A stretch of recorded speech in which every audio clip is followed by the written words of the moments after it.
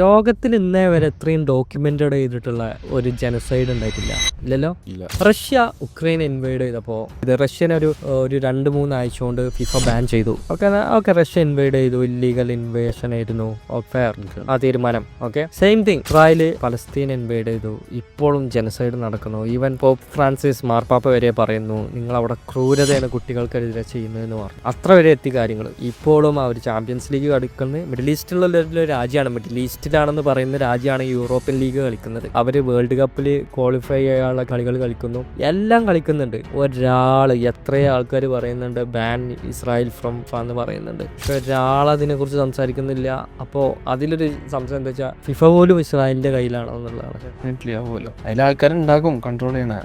അതാണ് പറഞ്ഞത്, എത്രയും പാവപ്പെട്ട എത്രയും ആൾക്കാരെ കണ്ണു മുമ്പിൽ നമ്മളെ ലോകത്തിൽ ഇന്നേ വരെ എത്രയും ഡോക്യുമെന്റഡ് ചെയ്തിട്ടുള്ള ഒരു ജനസൈഡ് ഉണ്ടായിട്ടില്ല, ഇല്ലല്ലോ.